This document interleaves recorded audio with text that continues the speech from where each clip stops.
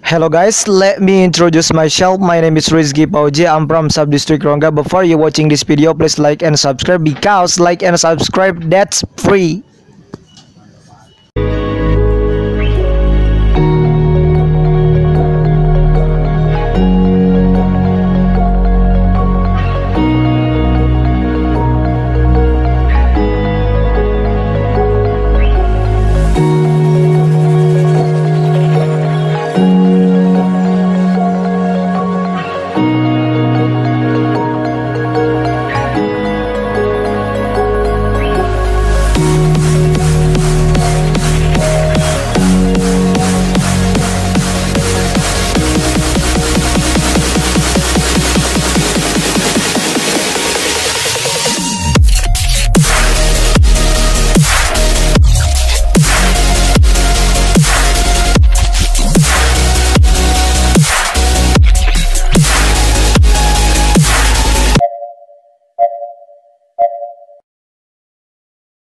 Assalamualaikum warahmatullahi wabarakatuh. Salam Om Swastiastu, Namo Buddhaya, salam kebajikan.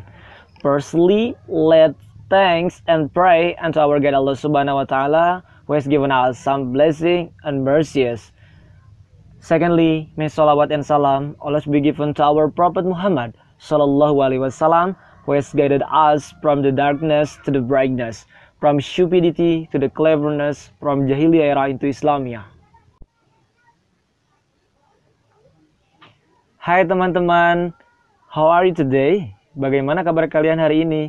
Semoga teman-teman dalam keadaan sehat selalu ya. Okay guys, I'm very happy because I have to carry out the challenge of the selection committee of the Bandung Regency Ambassador, namely making an educational video, and I made it in the form of a presentation. Jadi teman-teman, saya merasa senang sekali. Kenapa? Karena saya harus menyelesaikan tugas challenge video dari Panitia Pemilihan Duta Genre Kabupaten Bandung Barat, yaitu berupa video edukasi, dan saya mengambil video edukasi berupa presentasi.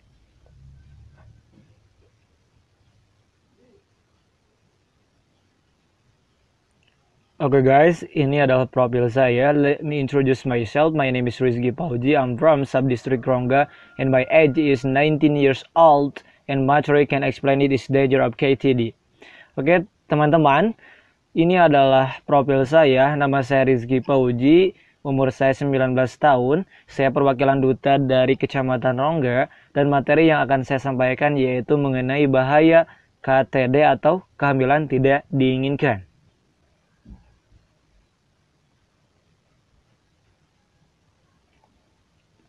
Nah guys, ini adalah daftar poin yang nanti akan saya sampaikan pada presentasi kali ini. Ada 4 poin yang akan saya bahas ke depannya. Pertama, mengenai definisi KTD. Yang kedua, penyebab KTD. Yang ketiga, dampak KTD. Dan yang terakhir, yang keempat, cara mencegah KTD. Nah, ini semua nanti saya akan jelaskan. Dan mohon disimak baik-baik, karena ini akan menjadi referensi untuk teman-temanku sekalian, terutama mengenai materi yaitu KTD, kehamilan tidak diinginkan. Oke, next. Kita menuju ke definisi KTD. Nah, secara definisi KTD itu apa sih?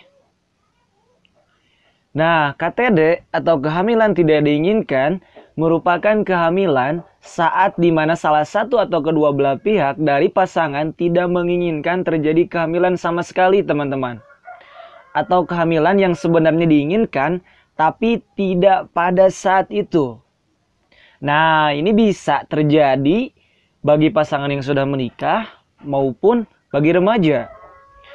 Konklusinya gini teman-teman. Jadi KTD itu adalah kehamilan yang benar-benar tidak diinginkan. Itu sebenarnya. Kita lanjut ke pembahasan selanjutnya yaitu penyebab KTD. Nah, teman-teman ada yang bertanya, apa sih penyebab KTD itu? Nah, saya jelaskan. Ada beberapa faktor yang menyebabkan kehamilan tidak diinginkan. Yang pertama ada pemerkosaan, Yang kedua ada seks bebas. Yang ketiga ada kegagalan memakai alat kontrasepsi. Dan yang terakhir adalah pengaruh lingkungan. Kita beralih ke poin yang pertama, pemerkosaan. Nah, ini teman-teman adalah salah satu faktor yang dapat menyebabkan kehamilan tidak diinginkan. Kenapa? Karena salah satu tindak kekerasan atau kriminal yaitu pemerkosaan itu dapat menyebabkan kehamilan yang tidak diinginkan. Karena itu terjadi secara alami atau bahkan akan menyebabkan yang namanya kehamilan. Lebih tepatnya yaitu kehamilan tidak diinginkan. Oke, selanjutnya teman-teman ada yang disebut dengan seks bebas. Nah, seks bebas ini menjadi faktor salah satu penyebab untuk menjadikannya kehamilan yang tidak diinginkan. Kenapa demikian? Karena yang namanya seks bebas itu adalah hubungan biologis tanpa aturan. Dan memang ini tidak dibenarkan oleh negara maupun agama sekalipun. Nah, dampak dari melakukannya seks bebas itu akan mengakibatkan kehamilan tidak diinginkan teman-teman. Oleh karena itu, mari kita jauhi, mari kita hindari yang namanya seks bebas ini.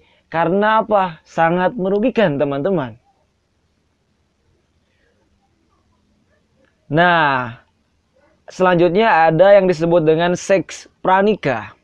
Nah, apa sih seks pranikah itu? Jadi, seks pranikah itu adalah melakukan hubungan biologis sebelum adanya pernikahan. Jadi, sebelum terjadi pernikahan, seseorang itu melakukan hubungan biologis. Nah, ini adalah salah satu penyebab juga yang namanya kehamilan tidak diinginkan. Kenapa? Karena tidak ada perencanaan sebelumnya, gitu kan? Tidak ada perhitungan yang matang.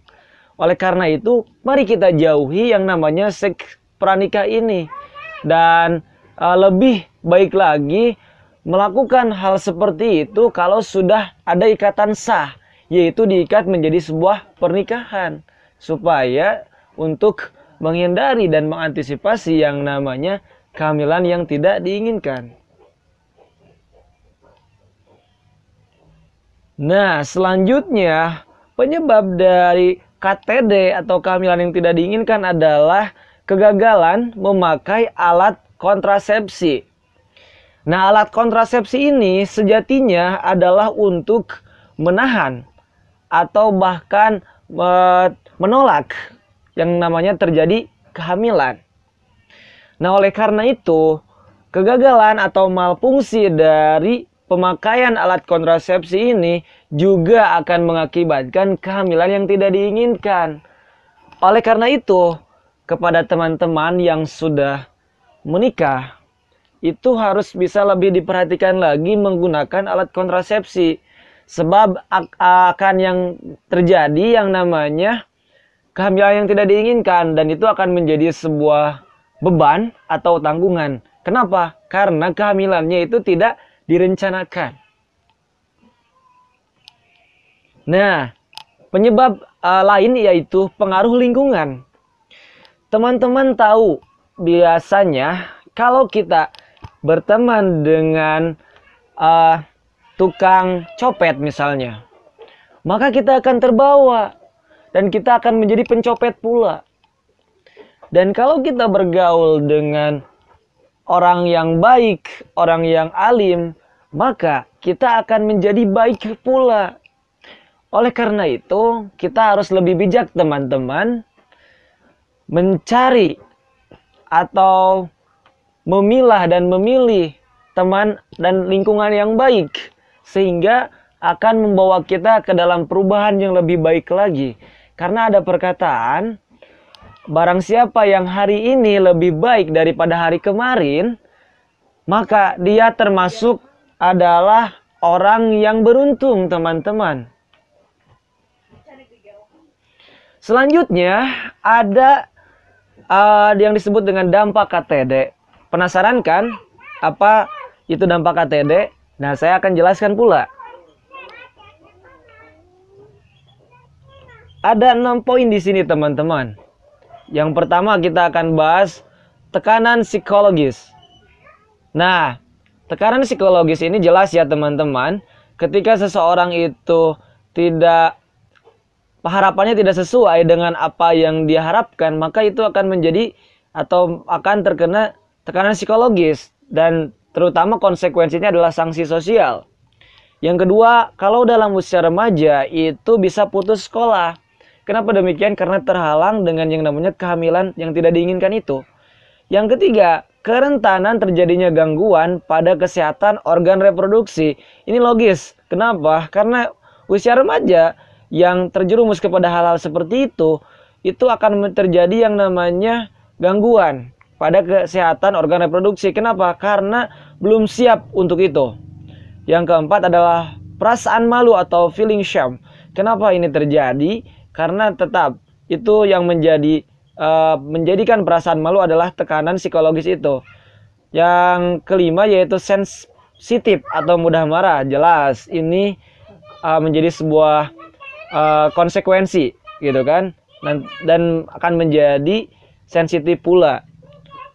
Dan yang terakhir adalah peningkatan kasus aborsi teman-teman. Ya jelas ya, ketika itu tidak direncanakan dengan baik, ketika itu tidak dihitungkan dengan matang, maka akan menjadi peningkatan kasus aborsi. Karena apa? Kehamilannya itu tidak diinginkan. Gitu teman-teman. Nah, bagaimana sih cara mencegah KTD itu? Nah, saya akan berikan tipsnya. Nah, ini teman-teman tidak bisa berjalan dengan sendiri. Harus ada kerjasama yang baik, yang apik, yang dapat mencegah hal itu. Pertama, ada peran orang tua. Yang kedua, ada peran pendidik atau guru. Yang ketiga, ada peran media. Nah, saya akan jelaskan satu persatu. Peran orang tua. Peran orang tua itu teman-teman sangat vital, paling dasar. Karena ada istilah bahwa keluarga itu adalah madrasatul ula, tempat pendidikan pertama bagi seorang anak. Nah, oleh karena itu ketika orang tua bisa mengedukasi dengan baik, mengarahkan dengan baik, bisa menjelaskan dengan baik bahaya-bahaya tersebut, maka bukan tidak mungkin yang namanya KTD itu bisa dicegah. Nah, selain itu juga ada peran dari pendidik teman-teman. Nah, ada istilah juga bahwa guru itu adalah orang tua kedua. Nah, peran pendidik adalah untuk mengedukasi juga, terus mengarahkan, membimbing, dan menjadikan remaja-remaja atau anak sekolah itu menjadi lebih baik lagi. Karena dengan bimbingannya lah itu dapat terrealisasi dengan baik kalau misalnya ada kepemahaman yang tinggi dari si anak dan juga ada sugesti tinggi dari peran pendidik itu sendiri. Artinya saling keterkaitan sehingga si anak tidak mau melakukan hal-hal yang memang di luar dari sifat pelajar. Nah, selain itu juga peran media sangat penting. Teman-teman, kita tahu bahwasannya kita sekarang tengah digencar dengan yang namanya hoax atau berita bohong. Nah, ini karena peran media. Sebenarnya kita tidak bisa menyalahkan media karena ini adalah sebuah keharusan yang harus kita terima. Media itu seiring berjalannya waktu, media akan semakin canggih. Dan supaya mengimbanginya, supaya kita tidak terkena hoax, maka kita harus memiliki literasi yang tinggi.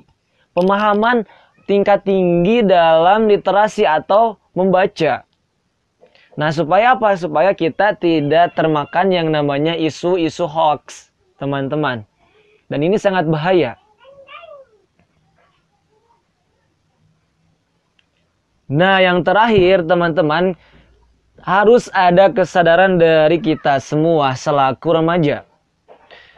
Walaupun ketiga peran tadi yang saya sebutkan berjalan dengan baik, kalau kita sebagai remaja tidak memiliki kesadaran yang tinggi, maka tidak akan terwujud semuanya. Maka itu akan menjadi sia-sia, teman-teman. Oleh karena itu, ada perkataan, Subhanul yaum rijalul ghad, banahatul yaum ummahatul ghad. pemuda sekarang akan menjadi bapak di masa depan atau pemimpin di masa depan, dan pemudi sekarang akan menjadi ibu di masa depan. Artinya, mau menjadi bapak seperti apa? Mau jadi pemimpin seperti apa? Mau jadi ibu seperti apa? Kalau kita hanya melakukan hal-hal yang memang keluar dari arah itu. Nah, kita sebaiknya membuat perencanaan dengan matang, menjauhi hal-hal yang memang tidak diinginkan dan akan merusak kita. Mari kita menjadi lebih baik lagi. Mari kita menjadi agent of change. Karena Nelson Mandela pernah berkata, hanya dengan pendidikanlah kita dapat mengubah dunia. Artinya apa? Nah, kita harus memiliki itikat untuk membuat atau melanjutkan pendidikan dengan setinggi-tingginya, dan juga kesadaran tentunya supaya dapat menyeimbangkan hal itu. Nah teman-teman, sekian dulu presentasi saya. Teman-teman tolong bantu like and subscribe ya untuk channel ini, karena like dan subscribe kalian itu akan membantu saya dalam melanjutkan atau memudahkan saya untuk maju ke tahap selanjutnya. Terima kasih atas perhatiannya. Thanks for your attention. Wassalamualaikum warahmatullahi wabarakatuh. Shalom, Om Swastiastu, Namo Buddhaya, salam kebajikan.